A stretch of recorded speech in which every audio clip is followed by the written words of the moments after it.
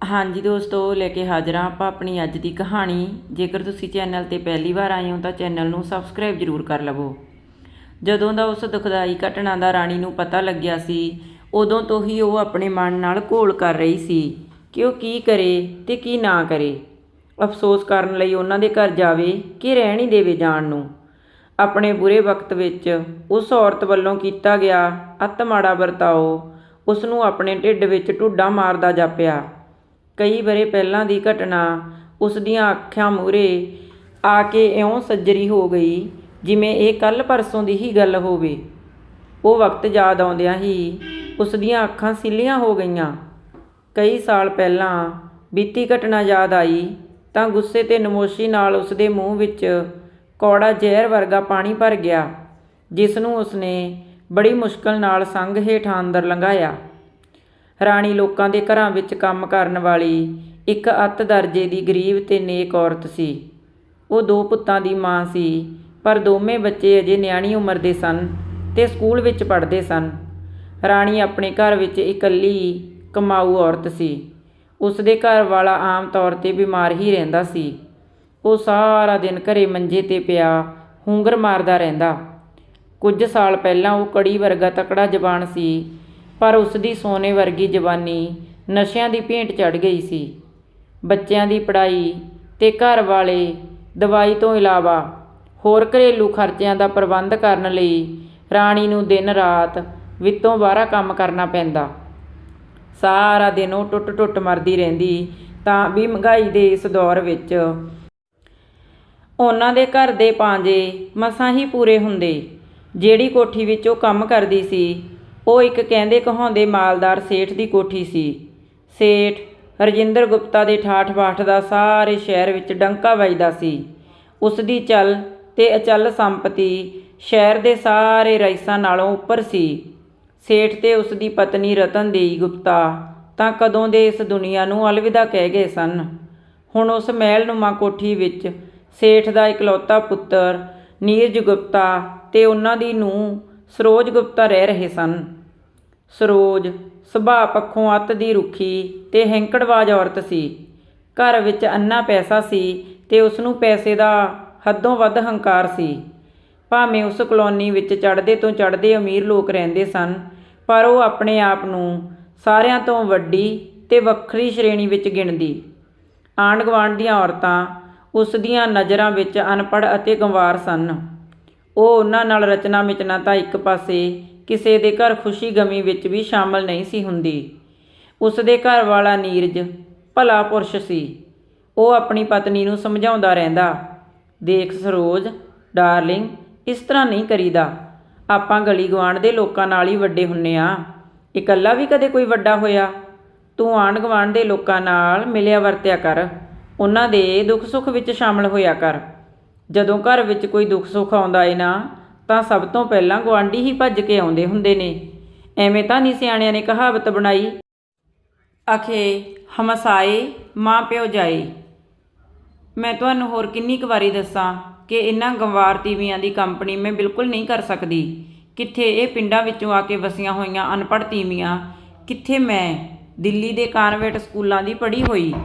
ਇਹਨਾਂ ਘਟੀਆ ਔਰਤਾਂ ਨਾਲ ਮਗਜ ਖਪਾਈ ਕਰਨ ਨਾਲੋਂ ਤਾਂ ਇਹੀ ਬਿਹਤਰ ਆ ਕਿ ਮੈਂ ਟੀਵੀ 'ਤੇ 4 ਸੀਰੀਅਲ ਹੀ ਹੋਰ ਦੇਖ ਲਿਆ ਕਰਾਂ। ਉਹ ਬਹਿਸ ਕਰਨ ਵਿੱਚ ਕਿਸੇ ਨੂੰ ਜਿੱਤਣ ਨਹੀਂ ਸੀ ਦਿੰਦੀ ਅਤੇ ਇਹੋ ਜਿਹੀਆਂ ਦਲੀਲਾਂ ਦੇ ਕੇ ਉਹ ਵਿਚਾਰੇ ਨੀਰਜ ਨੂੰ ਚੁੱਪ ਕਰਵਾ ਦਿੰਦੀ। ਕੰਮ ਵਾਲੀ ਔਰਤ ਰਾਣੀ ਤੋਂ ਉਹ ਬਹੁਤ ਕੰਮ ਕਰਵਾਉਂਦੀ। ਸਫਾਈ ਕਰਦਿਆਂ ਜਾਂ ਕੱਪੜੇ ਧੋਂਦਿਆਂ ਉਸ ਤੋਂ ਕਿਤੇ ਜਰਾ ਜਿੰਨੀ ਵੀ ਕੁਤਾਹੀ ਹੋ ਜਾਂਦੀ ਤਾਂ ਉਹ ਤੂਫਾਨ ਖੜਾ ਕਰ ਦਿੰਦੀ ਸੀ। ਉਸ ਦੀ ਇੱਕ ਹੋਰ ਸ਼ਰਤ ਬੜੀ ਕਸੂਤੀ ਸੀ ਕਿ ਪੈਸੇ ਉਹ ਮੂੰਹ ਮੰਗੇ ਦੇਵੇਗੀ, ਪਰ ਉਹ ਕਲੋਨੀ ਵਿੱਚ ਉਸ ਨੂੰ ਕਿਸੇ ਹੋਰ ਘਰ ਵਿੱਚ ਕੰਮ ਨਹੀਂ ਕਰਨ ਦੇਵੇਗੀ। ਉਹ ਕਿਸੇ ਵੀ ਕੋਠੀ ਵਾਲੀ ਨਾਲ ਜਾਂ ਉਹਨਾਂ ਦੀਆਂ ਕੰਮ ਵਾਲੀਆਂ ਨਾਲ ਵੀ ਗੱਲ ਨਹੀਂ ਕਰੇਗੀ। ਇਹੀ ਹਦਾਇਤ ਉਸਨੇ ਕਿਚਨ ਗਾਰਡਨ ਦੀ ਦੇਖਭਾਲ ਕਰਨ ਵਾਲੇ ਰੱਖੇ ਹੋਏ ਮਾਲੀ ਨੂੰ ਕੀਤੀ ਹੋਈ ਸੀ ਕਿ ਕਲੋਨੀ ਦੇ ਕਿਸੇ ਹੋਰ ਘਰ ਕੰਮ ਨਹੀਂ ਕਰਨਾ। ਪੈਸੇ ਬੋਲ ਕਿੰਨੇ ਲੈਣੇ ਨੇ। ਮਾਲੀ ਆਉਂਦਾ ਤੇ ਚੁੱਪਚਾਪ ਆਪਣਾ ਕੰਮ ਨਿਬੇੜ ਕੇ ਮੁੜ ਜਾਂਦਾ। ਰਾਣੀ ਦੇ ਸਿਰ 'ਤੇ ਤਾਂ ਸਾਰੇ ਘਰੇਲੂ ਖਰਚਿਆਂ ਦੀ ਜ਼ਿੰਮੇਵਾਰੀ ਸੀ। ਓਨੇ ਕੁ ਪੈਸਿਆਂ ਨਾਲ ਉਸ ਦਾ ਕਿੱਥੇ ਸਰਦਾ ਸੀ। ਉਸਨੇ ਨਾਲ ਦੀ ਕਲੋਨੀ ਵਿੱਚ ਸ਼ਾਮ ਵੇਲੇ ਕਈ ਘਰਾਂ ਦੇ ਬਰਤਨ ਸਾਫ਼ ਕਰਨ ਦਾ ਕੰਮ ਵੀ ਫੜ ਲਿਆ ਸੀ। ਲਗਾਤਾਰ ਕੰਮ ਕਰਦੀ ਉਹ ਰਾਤ ਤੱਕ ਥੱਕ ਕੇ ਚੂਰ ਹੋ ਜਾਂਦੀ ਸੀ, ਪਰ ਆਪਣੀ ਮਿਹਨਤ ਨਾਲ ਉਹ ਘਰ ਦਾ ਖਰਚਾ ਤੋਰੀ ਜਾਂਦੀ ਸੀ। ਕਦੇ ਕਦੇ ਉਸ ਦਾ ਦਿਲ ਕਰਦਾ ਕਿ ਮਾਲਕਣ ਉਸ ਨਾਲ ਕੋਈ ਦੁੱਖ ਸੁੱਖ ਦੀ ਗੱਲ ਕਰੇ, ਪਰ ਉਹ ਤਾਂ ਸਿਰਫ ਉਸ ਨੂੰ ਕੰਮ ਦੀਆਂ ਹਦਾਇਤਾਂ ਹੀ ਦਿੰਦੀ ਸੀ ਜਾਂ ਫਿਰ ਡਾਂਟਦੀ ਸੀ।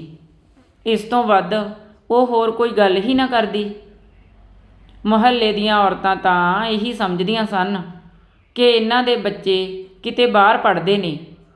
ਬੜੇ ਚਿਰਾਂ ਬਾਅਦ ਪਤਾ ਲੱਗਾ ਕਿ ਉਹਨਾਂ ਦੇ ਘਰ ਤਾਂ ਕੋਈ ਬਾਲ ਹੈ ਹੀ ਨਹੀਂ ਸੀ। ਸਰੋਜ ਦਾ ਵਿਚਾਰ ਸੀ ਕਿ ਬੱਚਾ ਪੈਦਾ ਕਰਨ ਤੋਂ ਬਾਅਦ ਔਰਤ ਦੀ ਸੁੰਦਰਤਾ ਦਾ ਨਾਸ ਮਾਰਿਆ ਜਾਂਦਾ ਹੈ।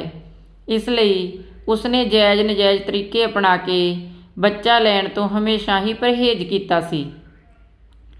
ਰਾਣੀ ਦੇ ਘਰ ਵਾਲੇ ਦੀ ਸਿਹਤ ਦਿਨ ਬ ਦਿਨ ਨਿਗਰਦੀ ਜਾ ਰਹੀ ਸੀ। ਇੱਕ ਦਿਨ ਉਹ ਕੁਝ ਜ਼ਿਆਦਾ ਹੀ ਬਿਮਾਰ ਹੋ ਗਿਆ।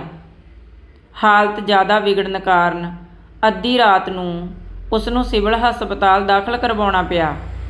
ਉਸ ਦੀ ਗੰਭੀਰ ਹਾਲਤ ਨੂੰ ਵੇਖਦੇ ਹੋਏ ਸਿਵਲ ਹਸਪਤਾਲ ਦੇ ਡਾਕਟਰ ਹਜੇ ਸਲਾਹ ਹੀ ਕਰ ਰਹੇ ਸੀ ਕਿ ਉਸ ਨੂੰ ਕਿਹੜੇ ਵੱਡੇ ਹਸਪਤਾਲ ਰੈਫਰ ਕੀਤਾ ਜਾਵੇ, ਪਰ ਉਸ ਦੇ ਪ੍ਰਾਣ ਪੰਖੇਰੂ ਉੱਡ ਗਏ। ਵਿਚਾਰੀ ਕੱਲੀ ਕਾਰੀ ਤੀਵੀਂ ਦੇ ਸਿਰ 'ਤੇ ਦੁੱਖਾਂ ਦਾ ਪਹਾੜ ਟੁੱਟ ਗਿਆ। ਸਵੇਰ ਸਾਜਰੇ ਹੀ ਉਹ ਮ੍ਰਿਤਕ ਦੇਹ ਲੈ ਕੇ ਘਰ ਆ ਗਏ। ਸਕੇ ਸੰਬੰਧੀ ਤੇ ਸ਼ਰੀਕੇ ਦੇ ਲੋਕ ਰਲ ਮਿਲ ਕੇ ਸੰਸਕਾਰ ਦਾ ਪ੍ਰਬੰਧ ਕਰਨ ਲੱਗ ਪਏ ਤੇ ਉਹ ਆਪ ਸਰੋਜ ਦੇ ਘਰ ਫੋਨ ਕਰਨ ਵਾਸਤੇ ਨੇੜੇ ਦੇ PCO ਤੇ ਪਹੁੰਚ ਗਈ। ਫੋਨ ਮਿਲਾਉਣ ਤੇ ਦੂਜੇ ਪਾਸਿਓਂ ਆਵਾਜ਼ ਆਈ। ਹੈਲੋ। ਆਵਾਜ਼ ਸਰੋਜ ਦੀ ਸੀ। ਬੀਬੀ ਜੀ, ਮੈਥੋਂ ਅੱਜ ਕੰਮ 'ਤੇ ਨਹੀਂ ਆਇਆ ਜਾਣਾ। ਰਾਤ ਜੀ ਮੇਰੇ ਘਰ ਵਾਲਾ ਗੁਜ਼ਰ ਗਿਆ। ਗੱਲ ਦੱਸਦੀ ਦੀ ਉਹਦੀ ਭੁੱਬ ਨਿਕਲ ਗਈ। ਉਸ ਨੂੰ ਉਮੀਦ ਸੀ ਕਿ ਸਰੋਜ ਉਸ ਕੋਲ ਅਫਸੋਸ ਕਰੇਗੀ ਤੇ ਉਸ ਨੂੰ ਰੁਪਏ ਪੈਸੇ ਦੀ ਮਦਦ ਬਾਰੇ ਪੁੱਛੇਗੀ, ਪਰ ਉਸਨੇ ਅੱਛਾ ਕਹਿ ਕੇ ਫੋਨ ਕੱਟ ਦਿੱਤਾ। ਹੋਰ ਜਿਨ੍ਹਾਂ ਦੇ ਘਰੀਂ ਉਹ ਬਰਤਨ ਸਾਫ਼ ਕਰਨ ਦਾ ਕੰਮ ਕਰਦੀ ਸੀ, ਸਾਰੀਆਂ ਜਨਾਨੀਆਂ ਸੰਸਕਾਰ 'ਤੇ ਆਈਆਂ ਤੇ ਬਣਦੀ ਸਰਦੀ ਆਰਥਿਕ ਮਦਦ ਵੀ ਕਰਕੇ ਗਈਆਂ। ਸਿਰਫ ਸਰੋਜ ਦੇ ਘਰੋਂ ਨਾ ਕੋਈ ਮਦਦ ਪਹੁੰਚੀ ਤੇ ਨਾ ਹੀ ਕੋਈ ਸੰਸਕਾਰ 'ਤੇ ਪਹੁੰਚਿਆ। ਭੋਗ ਪੈਣ ਤੋਂ ਕਈ ਦਿਨ ਬਾਅਦ ਤੱਕ ਉਹ ਇਉਂ ਹੀ ਢੇਰੀ ਢਾਹ ਕੇ ਬੈਠੀ ਰਹੀ। ਰੋ ਧੋ ਕੇ ਉਹ ਆਪਣਾ ਮਨ ਹੌਲਾ ਕਰ ਲੈਂਦੀ।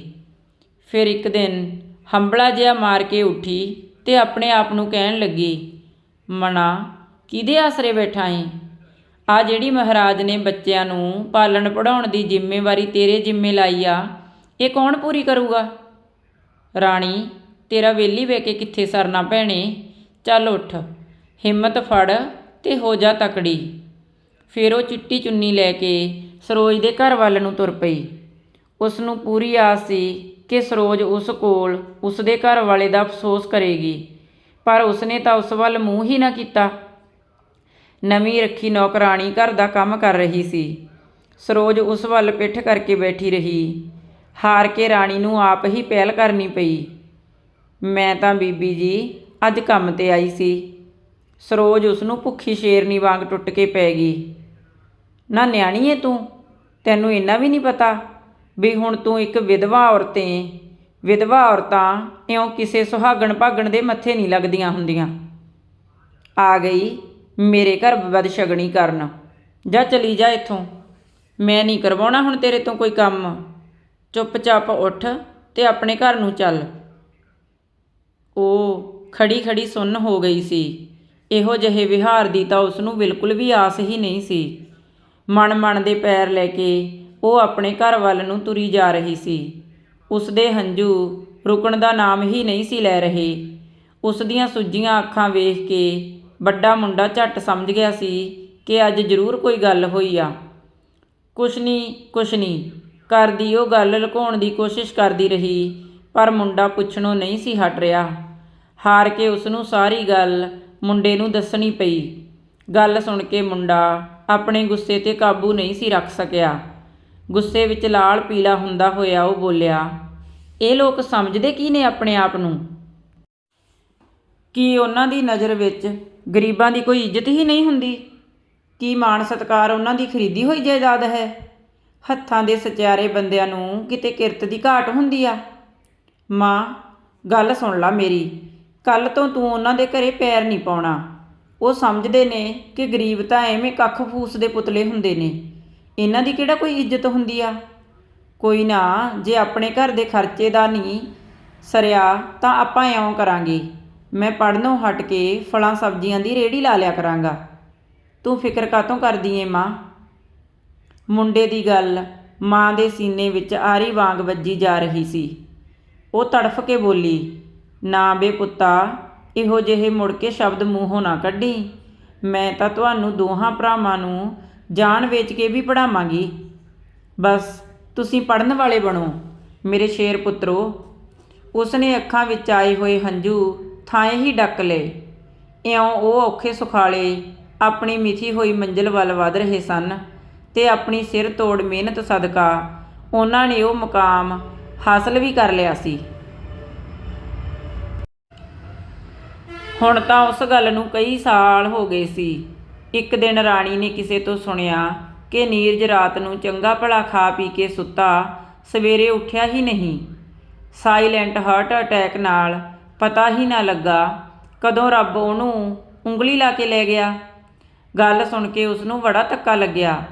ਉਸਦਾ ਜੀ ਕੀਤਾ ਕਿ ਭੱਜ ਕੇ ਉਹਨਾਂ ਦੇ ਘਰ ਅਫਸੋਸ ਕਰਨ ਚਲੀ ਜਾਵੇ। ਫਿਰ ਉਸਨੂੰ ਆਪਣਾ ਵੇਲਾ ਯਾਦ ਆ ਗਿਆ ਕਿ ਕਿਵੇਂ ਉਸ ਜਨਾਨੀ ਨੇ ਦੁੱਖ ਮੌਕੇ ਉਸ ਦੇ ਜ਼ਖਮਾਂ 'ਤੇ ਲੂਣ ਛਿੜਕਿਆ ਸੀ ਤੇ ਉਸਨੂੰ ਕੱਖੋਂ ਹੌਲੀ ਕਰਕੇ ਘਰੋਂ ਕੱਢਿਆ ਸੀ। ਉਸ ਦੇ ਮਨ ਵਿੱਚ ਹਿਰਖ ਤੇ ਹਮਦਰਦੀ ਦਾ ਘਮਸਾਨ ਛਿੜਿਆ ਹੋਇਆ ਸੀ। ਆਖਰ ਅੰਦਰ ਦੁਹਾਈਆਂ ਪਾਉਂਦੀ ਹਮਦਰਦੀ ਨੇ ਹਿਰਖ ਨੂੰ ਬਰਫ਼ ਵਾਂਗ ਪਿਘਲਾ ਦਿੱਤਾ ਸੀ। ਆਪਣੇ ਦੁੱਖ ਨਾਲ ਸਰੋਜ ਦੇ ਦੁੱਖ ਨੂੰ ਮੇਚਦੀ ਹੋਈ ਹਮਦਰਦੀ ਨੇ ਹਿਰਖ ਨੂੰ ਮਧੋਲ ਕੇ ਪਰਾਂ ਵਗਾ ਮਾਰਿਆ। ਉਸਨੇ ਆਪਣੇ ਮਨ ਨਾਲ ਫੈਸਲਾ ਕੀਤਾ, ਲੈ ਜਾਣਾ ਕਿਉਂ ਨਹੀਂ? ਫਿਰ ਵੀ ਮੈਂ ਉਸ ਘਰ ਦਾ ਲੂਣ ਖਾਧਾ ਹੋਇਆ, ਐਂ ਖਾ ਕੇ ਕਿੱਥੇ ਹਰਾਮ ਕੀਤਾ ਜਾਂਦਾ। ਮੈਂ ਤਾਂ ਜ਼ਰੂਰ ਜਾਵਾਂਗੀ। ਫਿਰ ਉਹ ਆਪਣੇ ਮੁੰਡੇ ਤੋਂ ਚੋਰੀਓਂ ਉਹਨਾਂ ਦੀ ਕੋਠੀ ਵੱਲ ਨੂੰ ਤੁਰ ਪਈ। ਜਦੋਂ ਉਹ ਕੋਠੀ ਪਹੁੰਚੀ ਤਾਂ ਵੇਖ ਕੇ ਅਚੰਭਤ ਰਹਿ ਗਈ। ਉੱਥੇ ਅੰਤਾਂ ਦਾ ਸਨਾਟਾ ਸੀ। ਕੋਠੀ ਦੀ ਹਰ ਇੱਕ ਇੱਟ ਰੋ ਰਹੀ ਸੀ। ਉੱਥੇ ਤਾਂ ਸਾਰਾ ਕੁਝ ਹੀ ਬਦਲਿਆ ਹੋਇਆ ਸੀ। ਸਰੋਜ ਨੂੰ ਵੇਖ ਕੇ ਉਸ ਨੂੰ ਸੱਚ ਹੀ ਨਹੀਂ ਸੀ ਆ ਰਿਹਾ ਕਿ ਇਹ ਉਹੀ ਸਰੋਜ ਹੈ। ਉਸ ਦੀ ਹਾਲਤ ਮੁਰਝਾ ਕੇ ਡਿੱਗੂ ਡਿੱਗੂ ਕਰਦੇ ਫੁੱਲ ਵਰਗੀ ਹੋਈ ਪਈ ਸੀ। ਉਸ ਦਾ ਰੰਗ ਰੂਪ ਅਸਲੋਂ ਹੀ ਉੱਡ ਪੁੱਡ ਗਿਆ ਸੀ। ਲਿੱਸੀ ਹੋਈ ਸਿਹਤ ਤੋਂ ਇਉਂ ਲੱਗਦਾ ਸੀ ਜਿਵੇਂ ਉਹ ਸਦੀਆਂ ਦੀ ਬਿਮਾਰ ਹੋਵੇ। ਰਾਣੀ ਨੂੰ ਵੇਖਦੇ ਹੀ ਉਹ ਧਾਹ ਮਾਰ ਕੇ ਉਸ ਦੇ ਗਲ ਨੂੰ ਚਿੰਬੜ ਗਈ। ਕਿੰਨਾ ਹੀ ਚਿਰ ਉਹ ਇੱਕ ਦੂਜੇ ਦੇ ਗਲ ਲੱਗ ਕੇ ਰੋਂਦੀਆਂ ਰਹੀਆਂ। ਫਿਰ ਢਿੱਡ ਦਾ ਦੁੱਖ ਸਾਂਝਾ ਕਰਦੀਆਂ ਨੇ ਉਹਨਾਂ ਨੇ ਅੱਧਾ ਦਿਨ ਲੰਘਾ ਦਿੱਤਾ। ਰਾਣੀ, ਮੈਂ ਆਪਣੇ ਕੀਤੇ 'ਤੇ ਬਹੁਤ ਸ਼ਰਮਿੰਦਾ ਹਾਂ। ਰੱਬ ਨੇ ਮੈਨੂੰ ਇਹ ਮੇਰੇ ਗੁਨਾਹਾਂ ਦੀ ਸਜ਼ਾ ਦਿੱਤੀ ਏ। ਅਜੇ ਵੀ ਰੱਬ ਦਾ ਸ਼ੁਕਰ ਏ ਕਿ ਉਸਨੇ ਤੈਨੂੰ ਮੇਰੇ ਕੋਲ ਵਾਪਸ ਭੇਜ ਦਿੱਤਾ ਏ। ਕੱਲ੍ਹ ਤੋਂ ਤੂੰ ਕੰਮ 'ਤੇ ਆਉਣਾ ਹੈ ਤੇ ਆਉਣਾ ਹੀ ਆਉਣਾ ਹੈ। ਨਾਲੇ ਮੇਰਾ ਦਿਲ ਲੱਗ ਜਾਵੇਗਾ। ਦੇਖੀ ਮੇਰੀ ਭੈਣ, ਨਾ ਕਰ ਦੇਵੀਂ। ਸਰੋਜ ਨੇ ਜਮਾਈ ਵਿਚਾਰੀ ਜਿਹੀ ਬਣ ਕੇ ਮਿੰਨਤ ਕਰਨ ਵਾਲਿਆਂ ਵਾਂਗ ਕਿਹਾ। ਰਾਣੀ ਦੁਚਿੱਤੀ ਵਿੱਚ ਪੈ ਗਈ ਸੀ। ਉਹ ਉਸ ਨੂੰ ਕੀ ਜਵਾਬ ਦੇਵੇ? ਹਾਂ, ਉਹ ਕਰ ਨਹੀਂ ਸੀ ਸਕਦੀ ਤੇ ਨਾ ਕਹਿਣ ਦਾ ਉਸਦਾ ਜੇਰਾ ਨਹੀਂ ਸੀ ਪੈ ਰਿਹਾ। ਉਸ ਨੂੰ ਸਰੋਜ ਦੀ ਹਾਲਤ 'ਤੇ ਬਹੁਤ ਤਰਸ ਆ ਰਿਹਾ ਸੀ। ਉਸ ਦੀ ਜੀਭ ਠਾਕੀ ਗਈ ਸੀ, ਪਰ ਚੁੱਪ ਰਹਿ ਕੇ ਵੀ ਨਹੀਂ ਸੀ ਸਰਨਾ। ਉਸ ਦੀ ਗੱਲ ਦਾ ਜਵਾਬ ਤਾਂ ਦੇਣਾ ਹੀ ਪੈਣਾ ਸੀ। ਜੀ ਜਿਹਾ ਕਰੜਾ ਕਰਕੇ ਉਹ ਬੋਲੀ, ਬੀਬੀ ਜੀ, ਹੁਣ ਤਾਂ ਜੀ ਮੈਂ ਕਿਸੇ ਦੇ ਘਰ ਕੰਮ ਨਹੀਂ ਕਰਦੀ। ਵੱਡਾ ਮੁੰਡਾ ਸੁੱਖ ਨਾਲ ਚੋਖੀ ਤਨਖਾਹ ਵਾਲੀ ਨੌਕਰੀ 'ਤੇ ਲੱਗਿਆ ਹੋਇਆ ਏ। ਉਹ ਹੁਣ ਮੈਨੂੰ ਕਿਸੇ ਦੇ ਘਰ ਵੀ ਕੰਮ 'ਤੇ ਨਹੀਂ ਜਾਣ ਦਿੰਦਾ। ਕਹਿੰਦਾ ਏ, ਮੰਮੀ, ਹੁਣ ਤੁਹਾਡੇ ਆਰਾਮ ਕਰਨ ਦੇ ਦਿਨ ਨੇ, ਬਥੇਰਾ ਕੰਮ ਕਰ ਲਿਆ ਤੁਸੀਂ। ਉਸ ਦੀ ਗੱਲ ਸੁਣ ਕੇ ਸਰੋਜ ਨੂੰ ਇਉਂ ਲੱਗਿਆ ਜਿਵੇਂ ਉਸ ਦੀ ਉਮੀਦ ਦਾ ਆਖਰੀ ਤਿਣਕਾ ਵੀ ਟੁੱਟ ਕੇ ਚੂਰ ਚੂਰ ਹੋ ਗਿਆ ਹੋਵੇ। ਹਾਂਜੀ ਦੋਸਤੋ, ਆਪਣੀ ਇਸ ਕਹਾਣੀ ਨੂੰ ਲਿਖਿਆ ਹੈ ਜਗਦੀਸ਼ ਕੌਰ ਮਾਨ ਜੀ ਨੇ। ਜੇਕਰ ਤੁਹਾਨੂੰ ਕਹਾਣੀ ਵਧੀਆ ਲੱਗੀ ਤਾਂ ਵੀਡੀਓ ਨੂੰ ਲਾਈਕ ਅਤੇ ਕਹਾਣੀ ਬਾਰੇ ਵਿਚਾਰ ਕਮੈਂਟ ਬਾਕਸ ਵਿੱਚ ਜ਼ਰੂਰ ਲਿਖਣੇ। ਤੁਹਾਡਾ ਸਾਰਿਆਂ ਦਾ ਚੈਨਲ 'ਤੇ ਆਉਣ ਲਈ ਧੰਨਵਾਦ ਜੀ। ਮਿਲਾਂਗੇ ਕੱਲ੍ਹ ਨੂੰ ਕਿਸੇ ਨਵੀਂ ਕਹਾਣੀ ਦੇ ਨਾਲ। ਸਾਰਿਆਂ ਨੂੰ ਸਤਿ ਸ਼੍ਰੀ ਅਕਾਲ ਜੀ।